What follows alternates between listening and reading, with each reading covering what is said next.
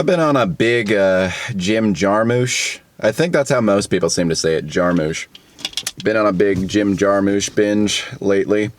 He's a director I've been familiar with for a while, and I've always seemed to enjoy his movies. But I never thought the most about him because, I mean, for the exact same reason that I actually really love him now, he always makes movies that are about nothing in particular. It seems like he just lets the camera roll, and he definitely has like screenplays that are solidly written and stuff, but it seems like it has the feeling that he just put the camera where some real people were and just let them talk for a while.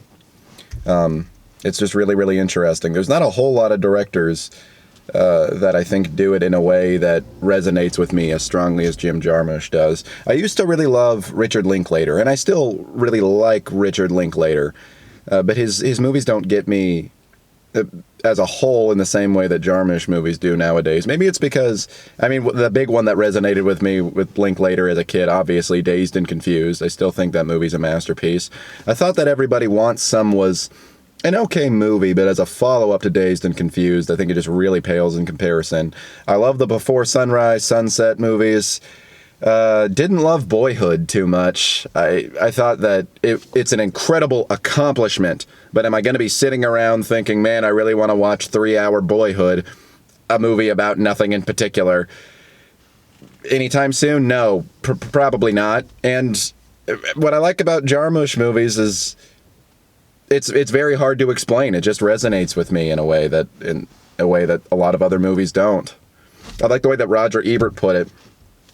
He makes it feel like you're watching people out in America that you could find if you just knew where to look. If you only knew where to look. I think that's beautiful. There's a lot that gets overseen in everyday life. Every single day there's a movie there's a movie that could be made out of all these little mundane interactions between people, whether it's in a cafe or in their own house or in the park or something. His scenes really just sit there and breathe. Maybe there was a time when I really wanted more fast-paced things to happen.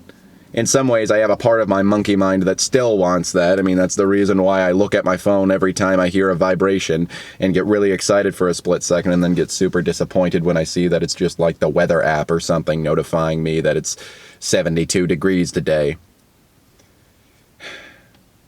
But I think I really have come to just enjoy sitting and breathing with everything that's going on around me. Just to sit still.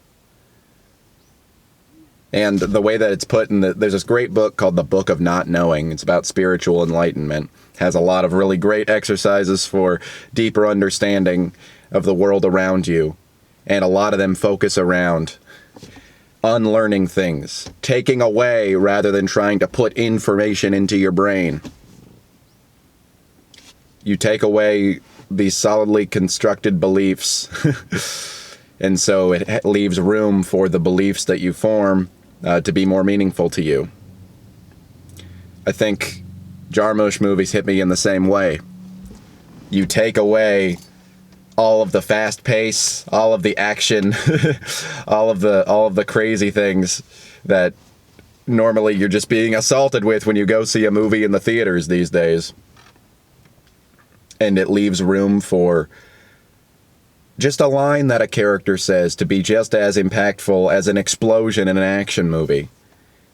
And sometimes there is just a teensy bit of action in a Jarmusch movie, and it feels so significant. It feels like the whole movie was leading up to that one big thing happening. He has a really minimalist style of storytelling. And I think that's where I'm veering more toward as an artist, too. Experimenting. What happens if I strip everything away?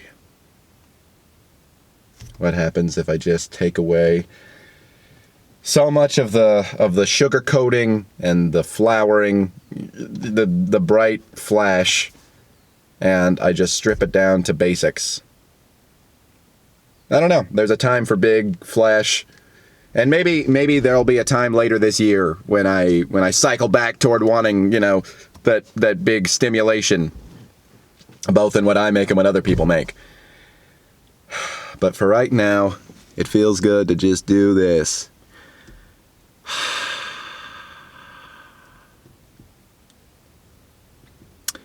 That came across as a little bit sexual.